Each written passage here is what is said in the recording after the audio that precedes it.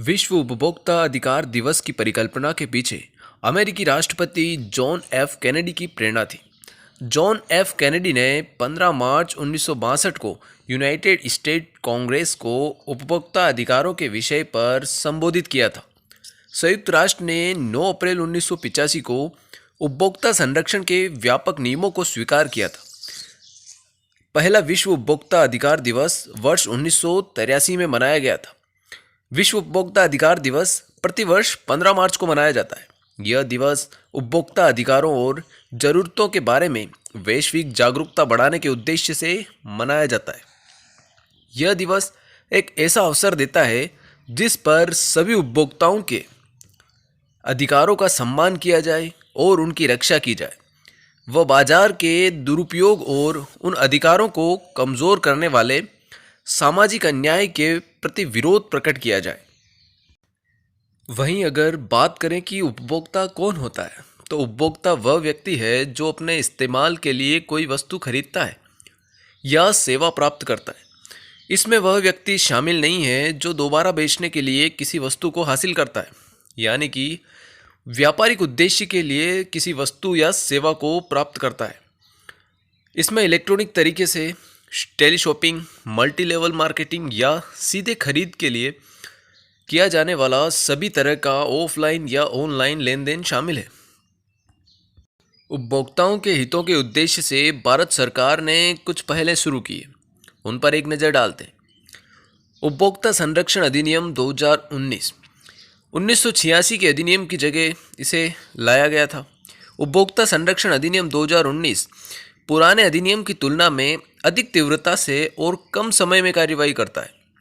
पुराने अधिनियम में त्रिस्तरीय उपभोक्ता विवाद निवारण तंत्र की व्यवस्था थी, जो अपेक्षाकृत अधिक विलंबकारी थी। उपभोक्ता संरक्षण अधिनियम 2019 के तहत यदि किसी उत्पाद या सेवा में दोष पाया जाता है तो उत्पाद निर्माता या फिर विक्रेता या फिर सेवा प्रदाता को क्षतिपूर्ति के लिए जिम्मेदार माना जाता है। अधिनियम में कहा गया है कि प्रत्येक शिकायत का यथासंभव शीघ्र निपटारा किया जाएगा।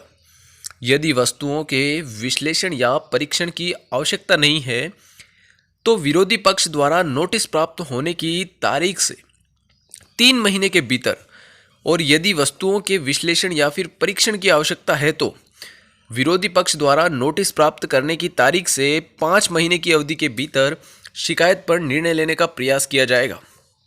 अधिनियम में दोनों पक्षों की सहमति से मध्यस्थता का भी उल्लेख है। अब बात कर लेते हैं उपभोक्ता कल्याण कोष की।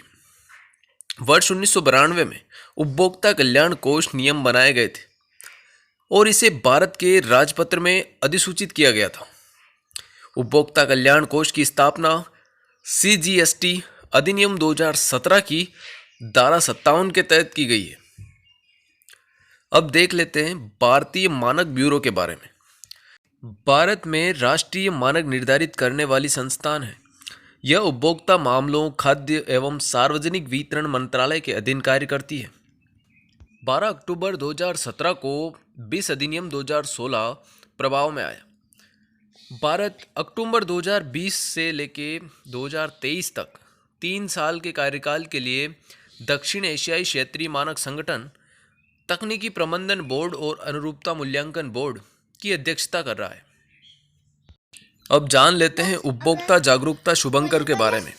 डोका का नया शुभंकर जागृति लॉन्च किया गया था, जिसका उद्देश्य जागो ग्राहक जागो नामक अभियान को मजबूत करना था, ताकि सभी उपभोक्ताओं में जागरूकता संबंधी विचार को सुदृढ़ किया जा सके।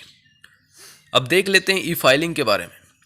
ई दाखिल नाम से एक उपभोक्ता आयोग ऑनलाइन आवेदन पोर्टल की स्थापना की गई। ये पोर्टल उपभोक्ताओं या अधिवक्ताओं को ई दाखिल पोर्टल के माध्यम से घर से या कहीं बाहर से भी अपनी सुविधा अनुसार ऑनलाइन शिकायत दर्ज करने की सुविधा प्रदान करता है।